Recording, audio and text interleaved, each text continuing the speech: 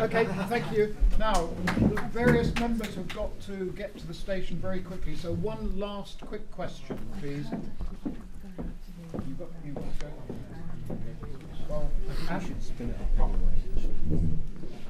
ladies and gentlemen, I'm really sorry. I have a long-standing appointment in central London at 9 tomorrow morning, which I need to get back for so I can get to. And rather than not come, I decided to come and leave a little bit early. But thank you all for coming.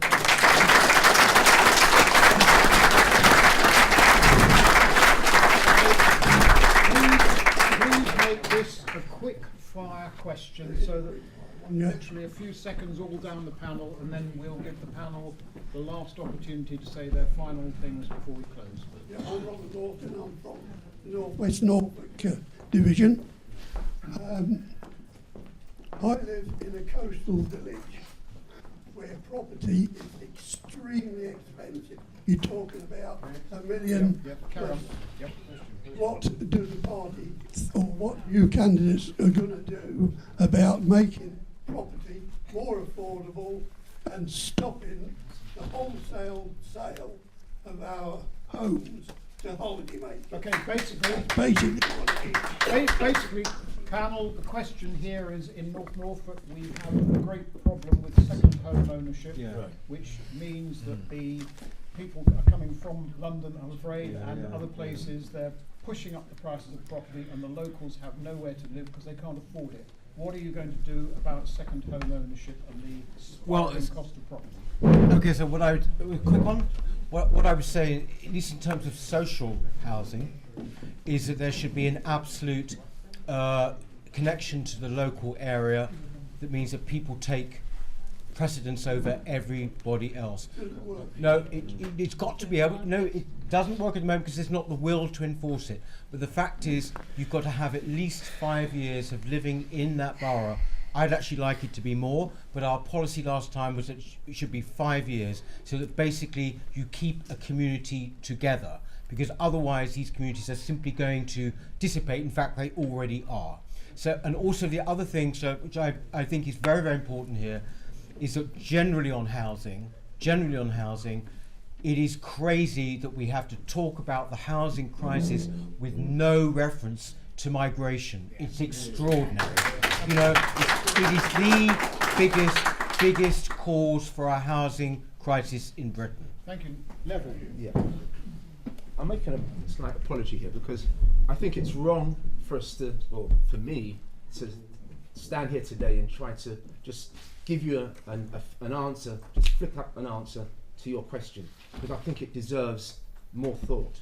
And I'd like to say to you that I hope there's nothing wrong in sometimes saying, well, I don't have an immediate answer to your question, but what I want to say to you is this, is that I feel, as someone who spends a lot of time in a small town called Cromer, and I go there every year to Cromer, and then I go to a place called Sheringham.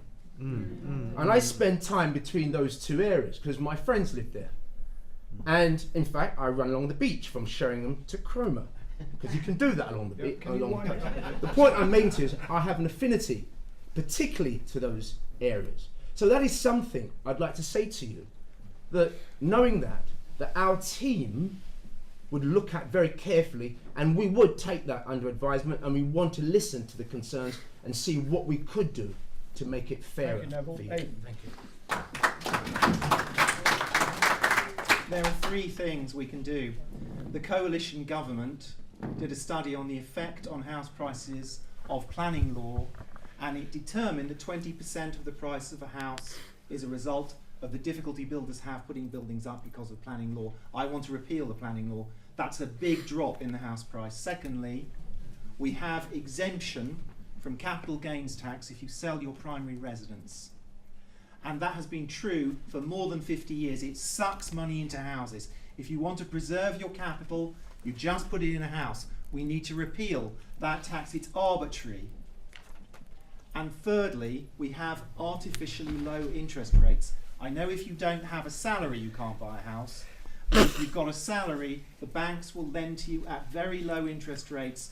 And this has driven house prices up quite independently of Peter's point. Actually, we have now today 11% more households in the UK than we have houses, exactly as we did 50 years ago before all this immigration. Of course, immigration is a factor. Of course, supply and demand is a factor. But it is not the simple story that Peter has just told. Okay, thank you, Aidan. Rubbish. Marion. To a degree, there's not a lot you can do because it actually, the property market is a free market. It is what it is. There's Well, ups it's and- not free, it's very managed. Well, it's a free market. It's ups and downs, isn't it? Of whether you bought a property when you were younger or you're trying to get on the property ladder now. And it varies, obviously, from where you live. And unfortunately, again, the right to buy did have a knock-on effect with that.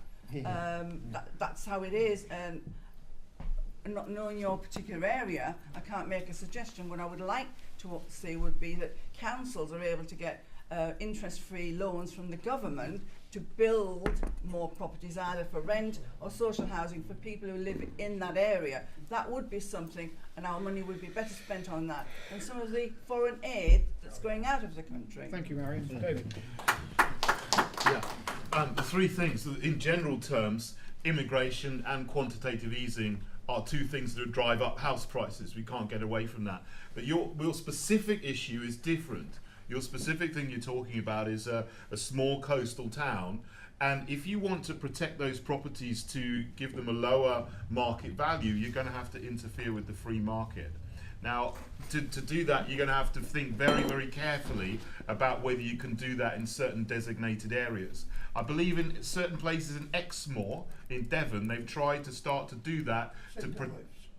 That's Knives in Cornwall as well. And similar to what happens in Jersey, where only local people can buy a house in a certain area.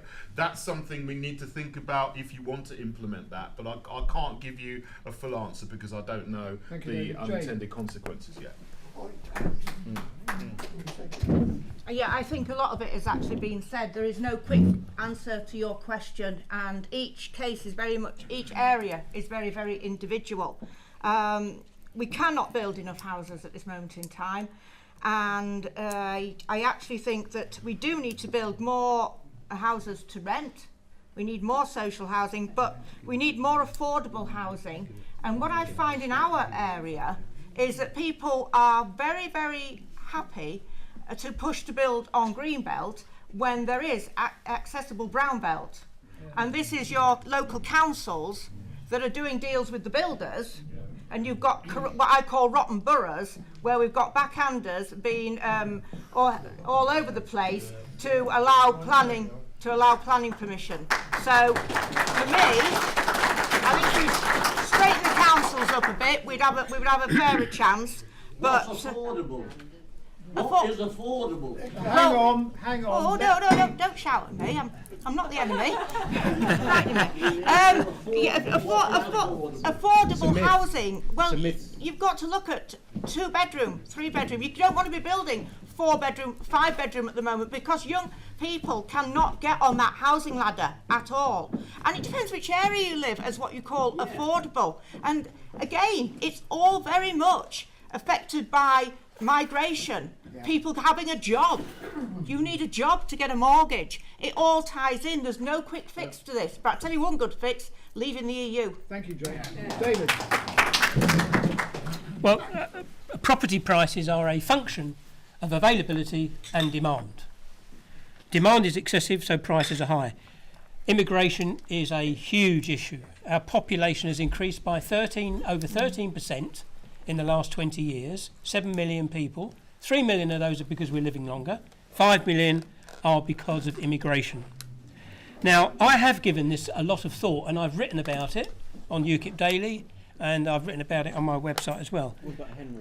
I think, I can't speak for Henry on that because he's got nothing on it, but I can tell you as part of the team what I will be suggesting, because I have written on it, and it's a practical suggestion that I would allow local authorities to borrow money on the open market and build council houses to be kept out of the market for rental only until such time as the balance between demand and availability equalises. That may take 20 years. Thank you. Thank you. Okay. Okay, now, ladies and gentlemen, we have come to the end of the evening for questions because various members of the panel have to get back long distances and everything else. What I'm now going to ask them to do, starting with Peter at this end, is a 1-minute wind-up presentation as to why you should be voting for that particular member. So over to you, Peter. Thank you very much, Mr. Chairman. I've really enjoyed this evening, actually. And what I've actually found is an extraordinary level of optimism, actually, about the future. Compared to what some people have said, I don't think, actually, that this is the end of UKIP if we get just on with the leadership. The fact is, we are an extraordinary movement. We've always been an extraordinary movement. We've got to realise this. I've been in the party 5 years, probably much shorter than many of you. But I know every part of this party now. And because of the positions I've held, I also know where it might be going wrong. And the crucial thing is to secure our financial security in the short, in the medium and in the long term. That is the crucial thing which I feel I have to do. But at the same time, when it comes to being leader, I would like to inspire you, right? And I would like to represent you with the same devotion that you have shown to this party. That is what you need from a leader. Somebody you can be proud of when they go on the television or when they're making a speech. You're proud of them and you want to follow them. Thank you, I think Peter. that's what a leader should be, and I feel I can do that for you. I hope you agree. Thank you.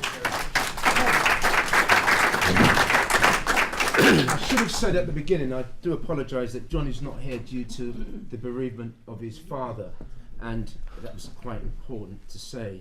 That also, John is passionately socially conservative, and I believe that would resonate with many of you here today. But I'm just going to give you the 5 pillars and what our vision, John's vision for the party. Building a closer UKIP family, upskilling our members, professionalising our party, growing our membership base, being ready for government. This is our aim, this is our objective, and we believe by strengthening the grassroots, strengthening our branches, giving them a more than just a vote, but by giving every one of you a voice. Thank you. And we believe this will bring us the success we need. Aidan.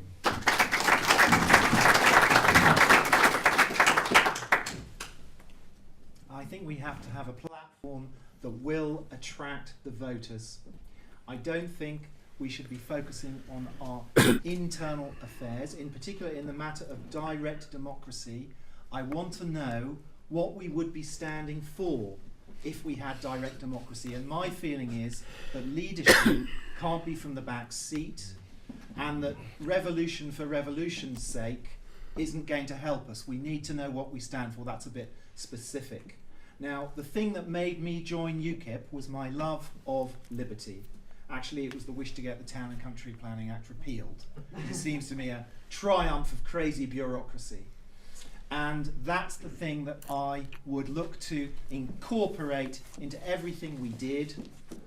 I do also want us as a country to reach for the stars, and unlike my rivals, I mean it literally. Thank you very much. It is very important, whomever you choose the right person. We've been on a cliff edge for a while, and you know that. The last year has obviously shown us that. In this area, you are quite a good UKIP area, I would call it that, from where I live. You've got a lot of supporters in this area, but unfortunately, we need to push forward with the right leader. But that leader is just one person. It's got to be the team. We've got to restructure to a degree. I'm on the NEC. We need more restructure. We need better communication. And as I've said before, there's no I in team, and that is the important thing. It's got to be all of us as well. I mean, all of us, not just a team at the top. Thank you. David. We do need to do a lot internally in the party. We need to organise and we need to raise funds. I think I'll be very good at raising funds because I don't have a lot of money of my own. For this campaign, I've had to crowdfund. And 140 people, some of you here tonight, have given me £10,000, which is fantastic. And I think I'll be able to crowdfund fund for the party as well. But the leader is there to set the political tone of the party and where we want to go as a party in the nation. I'm financially and socially conservative. Yes, we must go on until we get Brexit. But there's enough people in this country who could destroy this country from within. And particularly I'm talking about cultural Marxists who have got into positions in the university, in the police, in government, in the Crown Prosecution Service, in the civil service. And we have to continue to have the courage to stand up for our freedom, for freedom of speech, and to deal with those people who would want to drag this country down from within so that everybody can survive and thrive in this country. We've been a light to the world for centuries. I want this country to be a light to the world for centuries to come. Thank so you. please vote for me.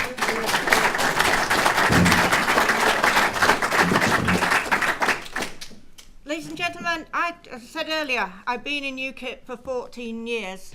I have no personal agenda about what I want to do.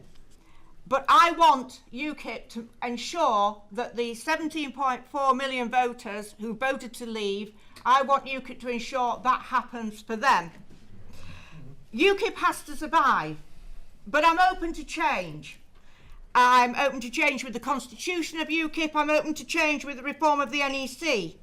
But you know, everybody has very exciting ideas, but all these changes have to be costed, they have to be considered, and they have to be achievable. UKIP must survive because it is only credible opposition in the political society of our day.